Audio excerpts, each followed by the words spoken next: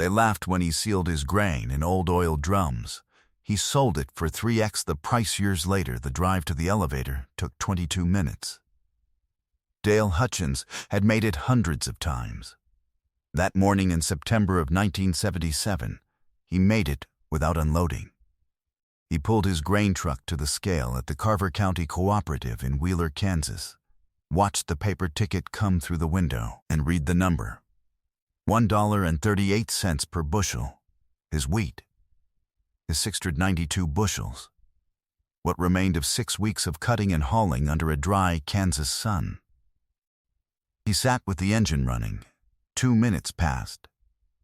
Then he drove home with the same wheat he had brought in. His neighbor Floyd Henneman was leaning on the fence post at the end of Dale's driveway when the truck pulled back in. Floyd was 61 years old, had 390 acres 2 miles east of Dale's place, and had sold his 1977 wheat the first morning the elevator opened. He watched the grain truck go past without moving from the post. He didn't say anything. Dale parked the truck in the equipment yard and went inside. He was 54 years old. Had farmed the same 240 acres in the Whitewater Flat section of Carver County since 1951. 26 years on the same land. In that time, he had seen wheat prices at $1.03, and he had seen them at $4.40. The high had come in 1973, when Soviet purchasing had moved through the American export system fast, and the elevators across the county had posted numbers nobody had expected. Every farmer in Carver County had sold that year. Then, the price had dropped. By 1977, the market had worked its way back down through oversupply and slowed exports. The number Dale was being offered for a bushel of clean Triumph wheat that September morning was the same price, adjusted for nothing, that his father had received in 1954.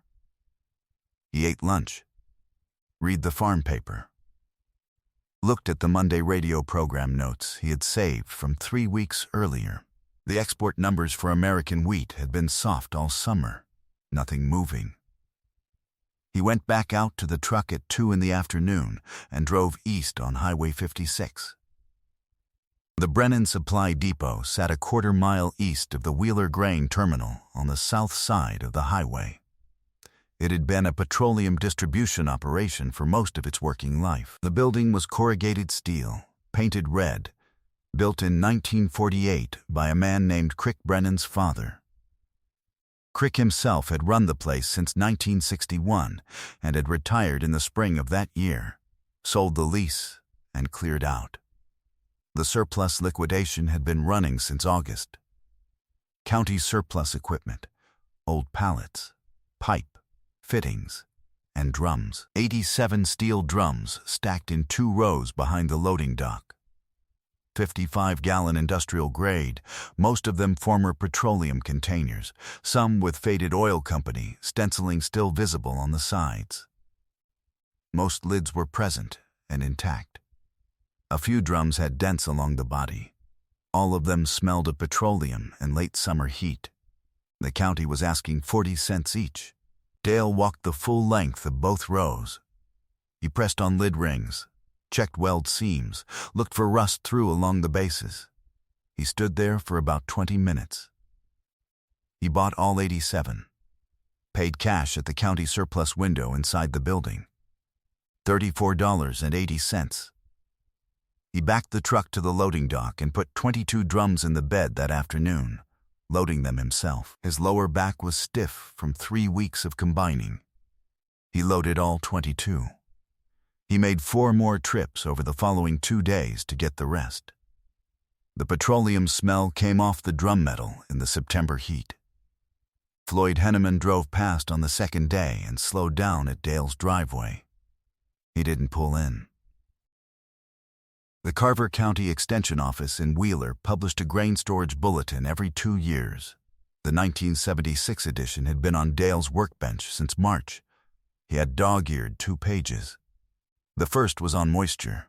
The second was on oxygen. Moisture was the first rule of long-term grain storage. Wheat stored above 13.5% moisture would spoil in any container, sealed or not.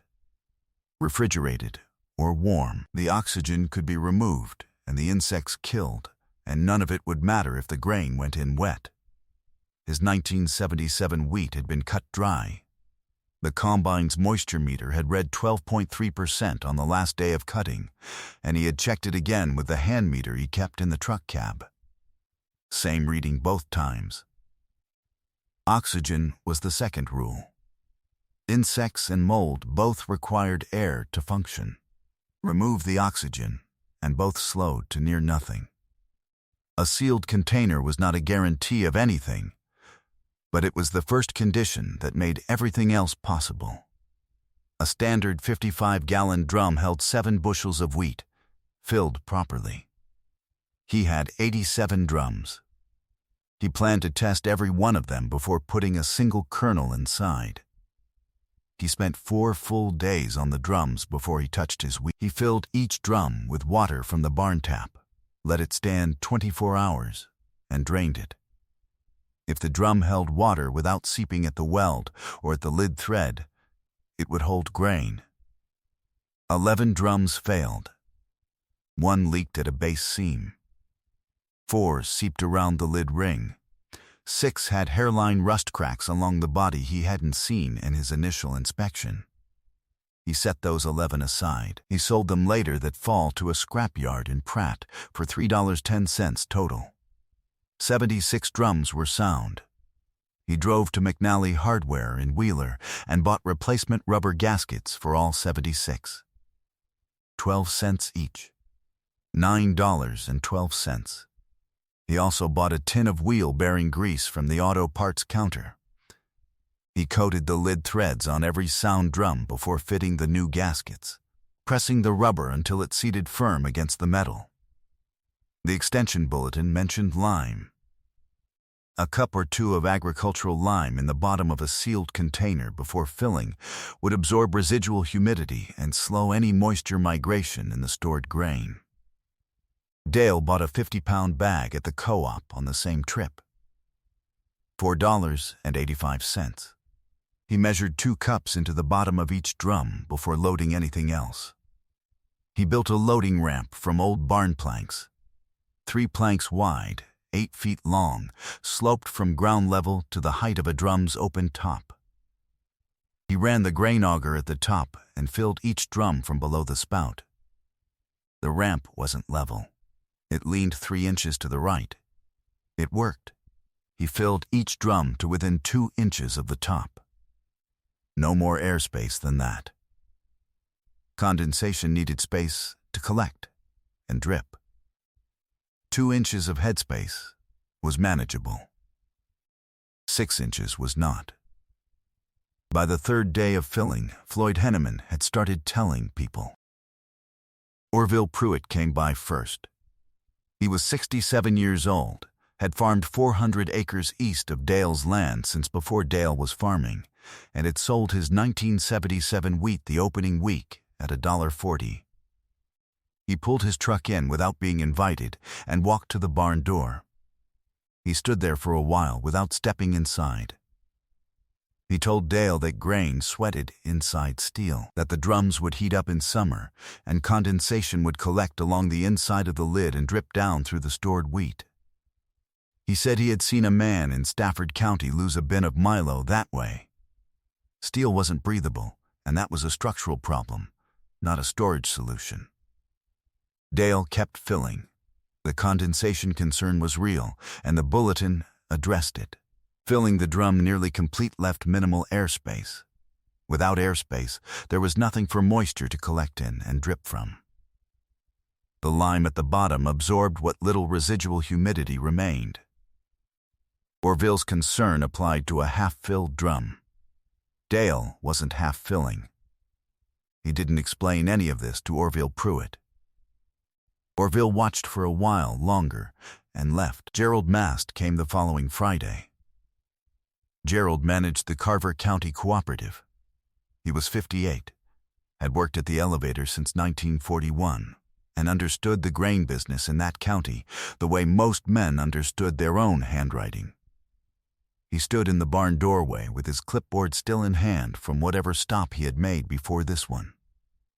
He was even about it. He said it was Dale's grain to store however he thought best. Then, he said the lids would fail. Industrial drum lids were designed for petroleum, not food-grade storage. The rubber compounds were different. Over time, the compounds would off-gas into the grain, and the wheat would absorb the smell. When Dale eventually opened the drums and brought the grain to the elevator, the quality test would likely flag it for odor contamination. A contamination flag meant a reduced price, sometimes a full rejection. Dale said he would keep that in mind. Gerald left. That evening, Dale pulled one of the empty sound drums inside the barn and held a lantern to the open top. He pressed his nose close to the rim and breathed in. Petroleum, faintly, and old rubber. He could smell it. He let all 76 drums stand open to the barn air for 2 days after that. He also ran a second water rinse through each one and drained them in the September sun for 48 hours before the lime and the gaskets went in. The smell diminished, not entirely. Enough he put the first wheat in on September 22, 1977. He finished filling on October 4th. 532 bushels in 76 drums. The remaining 160 bushels of his 1977 harvest went to the elevator at Gerald Mast's price, $1.38. He stacked the drums in the northeast corner of the limestone barn. The barn had been built in 1924 by the man Dale had bought the land from in 1951. The walls were 18 inches of cut limestone from the county quarry, fitted dry stacked, and then mortared. The interior temperature had never varied more than 11 degrees between August and January in the years Dale had been tracking it. He had a thermometer nailed to a post at the northeast corner, had been there since 1969. He marked each drum with a grease pencil on the lid. His initials. The date. The variety. Triumph. The moisture reading, 12.3%. He did all 76 lids the same way. He closed the barn door. The drums sat there through the winter of 1977 and into the spring of 1978 without incident. Wheat prices climbed to $1.61 in April of 1978. In June, they were at $1.72. By October, they had settled at $1.78 and showed no sign of moving. Floyd Henneman sold his 1978 harvest in September at $1.79. He said he needed the cash flow. Dale sold his 1978 harvest at the same price. He left the drums alone. The summer of 1978 had been dry in the western counties. Not Carver County specifically, but the broader region. The Monday radio program Dale listened to started mentioning export projections more frequently through the fall. Soviet purchasing numbers, drought conditions in parts of the northern plains. The language was careful, as Extension Service language always was. The direction was clear enough. Margaret asked him in July what his number was, what price he was waiting for. He told her he would know it when he saw it. She didn't ask again after that. In October of 1978, 13 months after sealing the lids, Dale opened one of the drums. He used the drum wrench he had bought at the start. He pulled the lid off and leaned over the open top and looked inside. Clean grain. No mold smell. No heat rising from inside the drum. The kernels were firm and bright, no different in color or feel than the day he had filled the drum. He pressed a handful between his palms. Dry, hard, tight, he put the lid back on. Pressed the gasket with his thumb. It still held firm. He resealed it with a wrench and went back to the house. His number wasn't there yet. The wheat market finished 1978 at $2.77 per bushel. Better than harvest, not enough. At $2.77, he would have nearly doubled what the elevator offered him in September 1977. He held. He watched the Monday radio program through the fall and into winter. He watched the export numbers in the farm paper. In March of 1979, the grain markets began to move in the way that sometimes happened when several conditions aligned at once. Soviet wheat purchasing had resumed at volume after a brief slowdown. American export commitments were running ahead of projections. A dry autumn across parts of the southern plains had reduced estimates for the winter wheat crop still in the ground. The factors were not dramatic individually. Together, they were. By April, the elevator in Wheeler was posting $3.10. By June, it was $3.74. Dale drove to the elevator in June with one drum in the truck bed. He said nothing about where the grain had come from or how long it had been stored. Bertrand, the younger man who had taken over from Gerald Mast in January when Gerald retired, ran the scale without asking questions. $3.74 per bushel. Bertrand printed the ticket. Dale looked at it for a moment. Drove home. He stood at the barn door and looked at the rows of drums. 532 bushels at 3.74 cents was $1,989.68. The same 532 bushels at the 1977 harvest price would have been $733.56. The difference was $1,256.12. He let that number sit in his head for 3 weeks. By the second week of August 1979, the elevator in Wheeler was posting $4.21 per bushel. Dale called Floyd Henneman and asked to borrow his flatbed trailer. He made 4 trips to the elevator over 3 days, 19 drums per trip, driving the Chevy C10 with Floyd's flatbed and his own truck alternating loads. Bertrand ran the scale each time without comment. He ran the standard moisture test per protocol. The wheat tested at 12.1%, slightly lower than the 12.3% it had gone in at. The extension bulletin had noted that dry storage conditions could reduce moisture marginally over time. Dale had read that page twice. Bertrand printed the tickets. 4 tickets, 532 bushels, 4.21 cents per bushel, $2,239.72. Against the $733.56 he would have received in September of 1977 if he had unloaded that first morning, the difference was full 506.16 cents, 3 times the harvest price. Near enough. He drove home after the last load and sat in the driveway for a while before going inside. The barn corner was empty for the first time in 23 months. The grease pencil marks from 76 lid tops were on the packed dirt floor where the drum stacks had been. Faint gray letters and numbers on the ground. The thermometer was still on the post.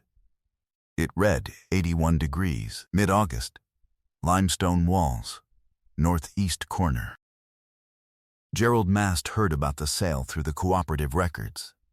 He had retired in January, but still lived in Wheeler, and the grain community in Carver County was small enough that certain numbers moved between people without being sent. He drove out to Dale's place 3 weeks after the last elevator trip. He hadn't called ahead. He stood in the barn and looked at the empty corner for a moment. He asked about the lime. Dale pulled the extension bulletin off the workbench and opened it to the relevant section. Gerald read it standing there, holding the stapled pages with both hands. He read it without speaking. He handed it back. He asked whether Dale had noticed any gasket degradation when he opened the drums to haul them. Dale said 2 lids had shown minor cracking along the outer edge of the rubber on the drums that had been closest to the south wall.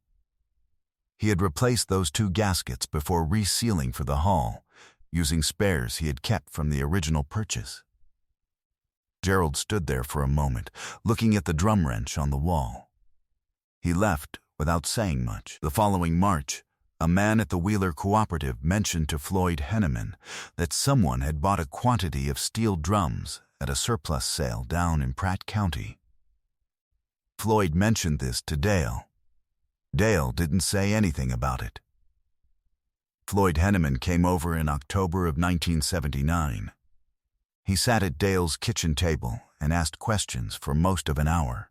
He asked about moisture thresholds and what happened if grain went in above 13%. He asked about sourcing replacement gaskets and whether automotive rubber held the same way as industrial.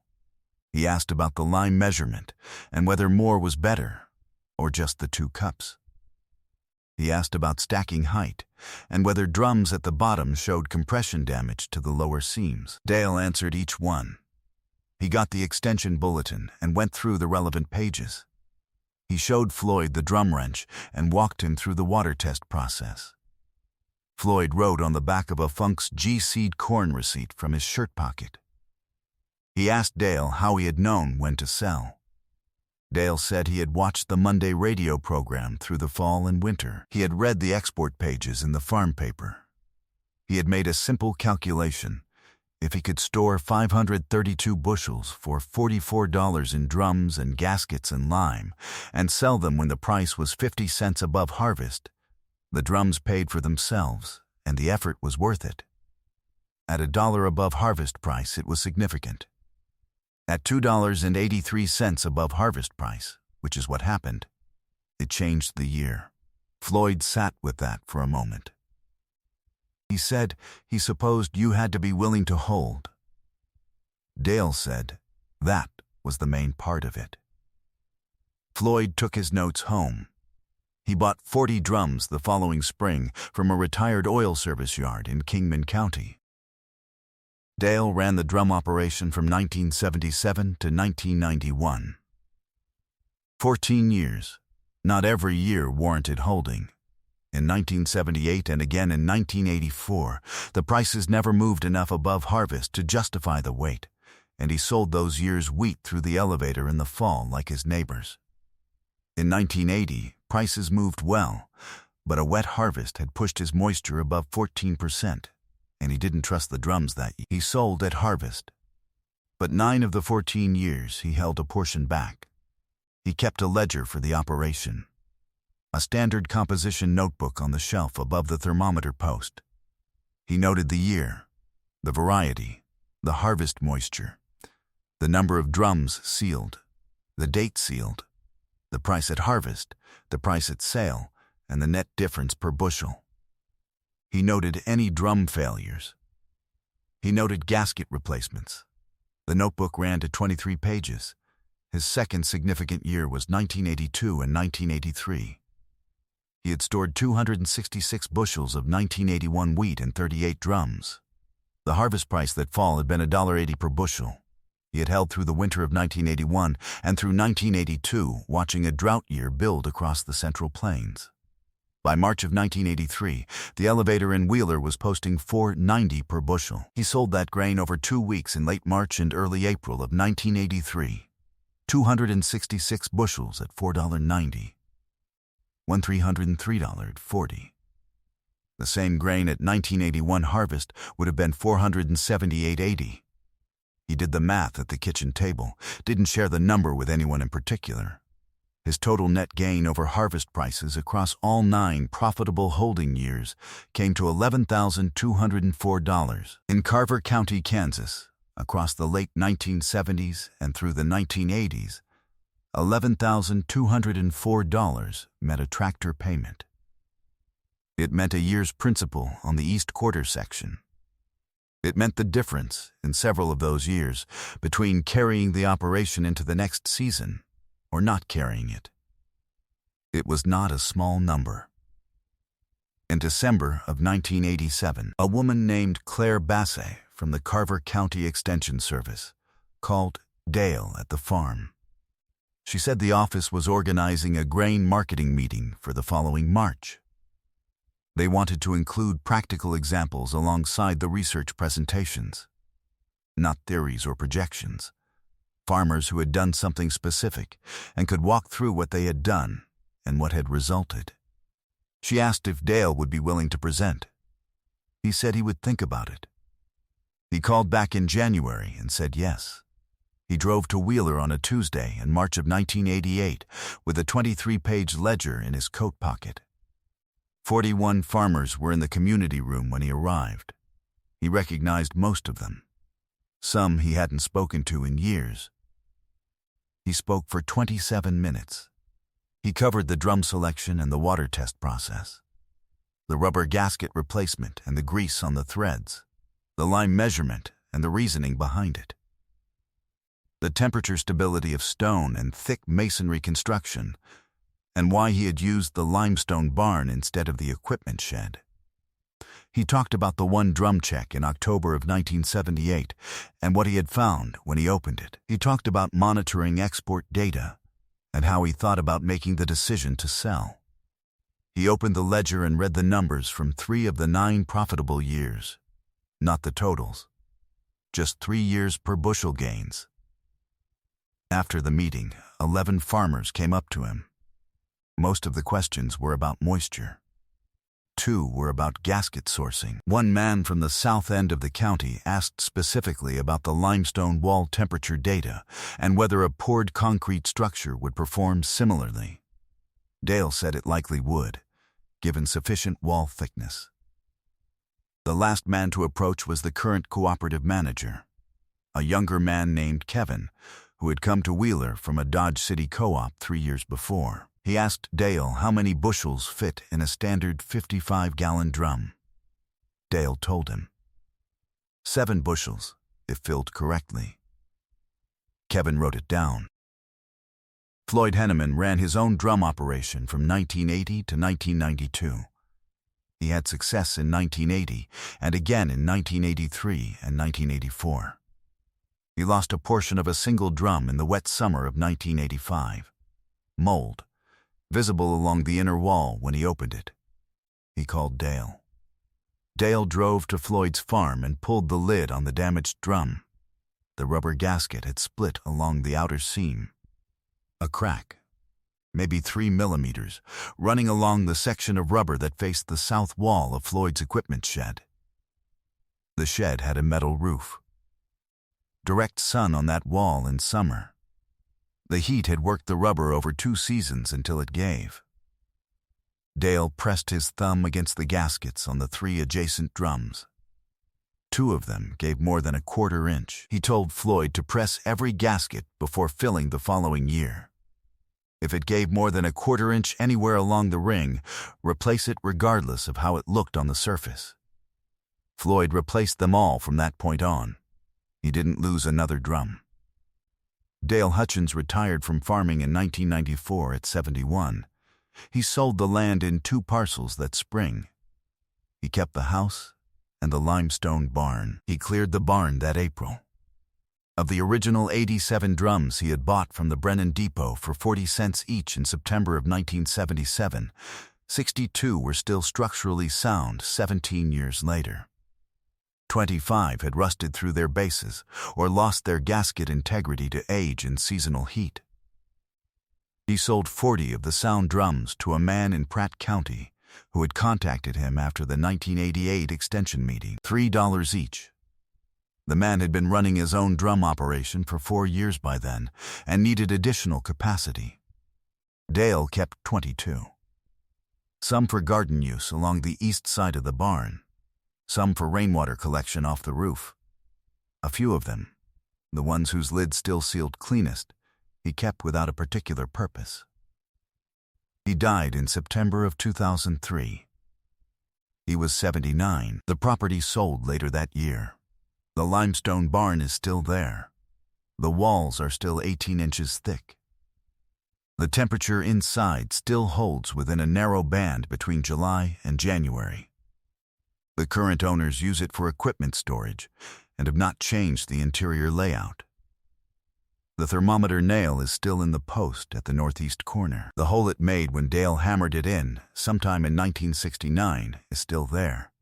The 23-page ledger is with Dale's daughter in Wichita. The numbers still add up to $11,204.